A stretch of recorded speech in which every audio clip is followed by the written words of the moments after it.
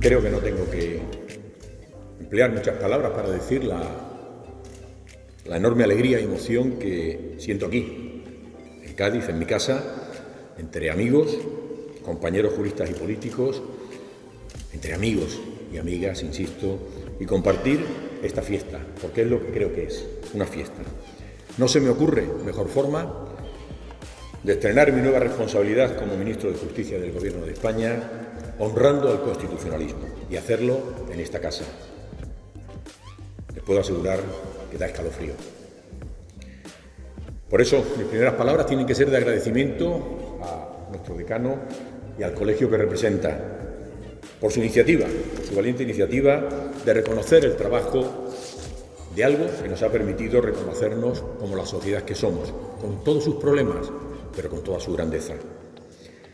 Porque es verdad, y lo hemos oído esta mañana, al recordar los nombres de José Pedro Pérez Llorca, Miguel Roca y Miguel Herrero, es inevitable recordar también a los desaparecidos, Manuel Fraga, Gabriel Cisnero, Jordi Solitura y Gregorio Pérez Barba, los 7 redactores de la Constitución de 1978, con una nota fundamental, lo decía ahora mismo Miguel, cada uno con su orientación política, pero con una nota común, poner el interés común precisamente por encima de sus propias ideologías y opiniones.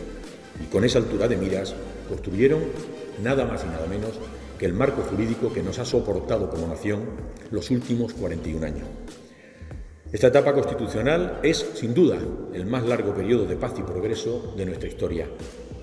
Es algo que no debemos olvidar, y no lo debemos de olvidar nunca. El reconocimiento público a los padres de la Constitución no deja de ser un merecido homenaje a una forma de interpretar el ejercicio de la política, una forma como responsabilidad que debe buscar, por encima de cualquier otro objetivo, el bien de la sociedad en su conjunto.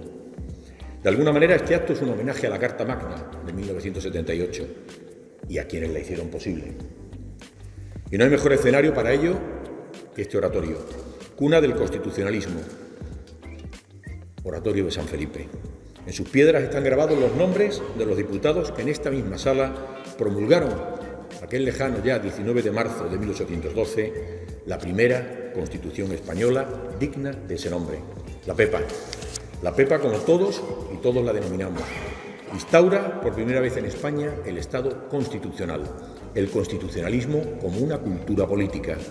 Estableció que la soberanía reside en nosotros, en el pueblo.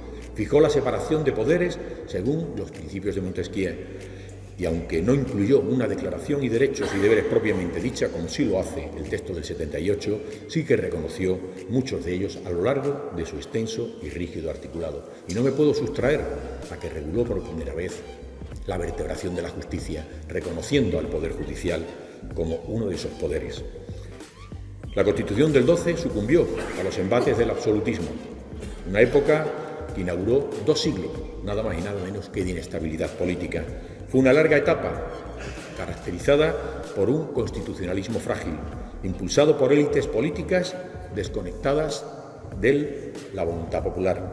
Las distintas constituciones que se sucedieron nacieron incapaces de dar una respuesta eficiente a las exigencias y necesidades sociales, pero en vez de reformarlas y adecuarlas, siempre se optó por su derogación, a menudo tras un levantamiento militar. Es, en resumen, la historia de un fracaso habitual, una larga crónica de desencanto y frustración. Hubo que esperar hasta la Segunda República para disfrutar de un constitucionalismo social avanzado, incluso en comparación con los estándares europeos de la época. Pero como todas y todos sabemos, aquello se derrumbó por la fratricida guerra civil e instauró una dictadura militar. El franquismo condensa todos nuestros fracasos históricos de los siglos XIX y XX, porque supuso la derrota de lo que hoy conocemos como el Estado democrático de derecho y social. Debemos fijar esta realidad en nuestra memoria, porque el pasado nos tiene que iluminar, el presente, pero también, sin duda, el futuro.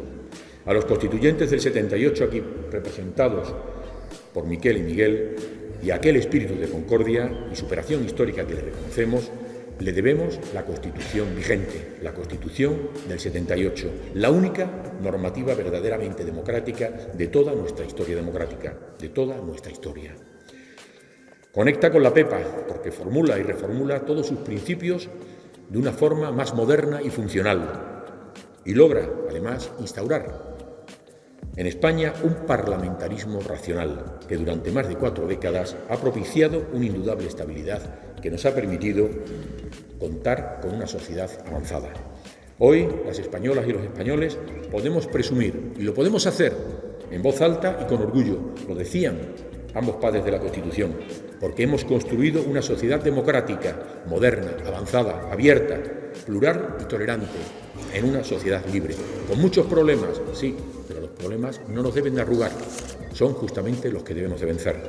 Es una norma, la del 78, que se cumple porque hemos asumido que debe ser cumplida y porque quienes la redactaron le dotaron de los instrumentos necesarios para asegurar su cumplimiento.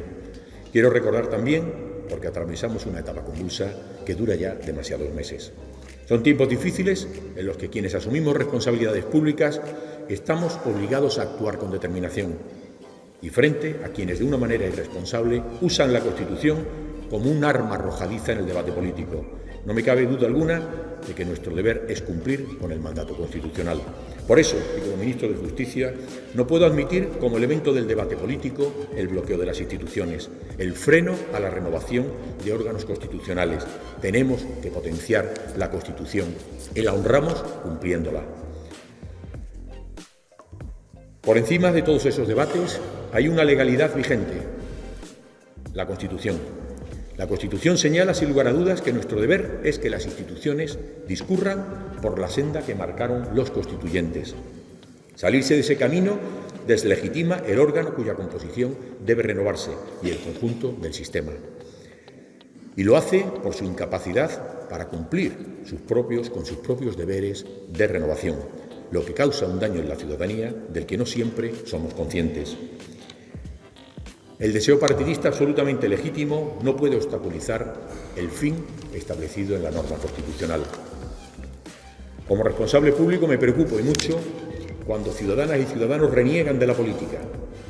Como ministro me alarmo cuando la sociedad desconfía y se aleja de la justicia, cuya misión es precisamente defender con todo el rigor del Estado de Derecho los derechos y libertades de nosotros los ciudadanos. Todos y todas debemos reflexionar sobre nuestra propia cuota de responsabilidad en una situación que debemos de corregir y hacerlo cuanto antes. Decía Francisco Tomás y Valiente, al que nunca olvidamos, que las instituciones ganan o pierden prestigio por lo que hacen, pero también por lo que con ellas se hace. Mi humilde pero ambicioso compromiso como ministro es abrir un diálogo sin exclusiones, para que entre todos y todas, personas, corporaciones, instituciones, podamos cubrir con honra la Constitución del 78. Concluyo. Me disculpo si estas reflexiones se han alargado, pero creo que este era el momento y el lugar para hacerlas.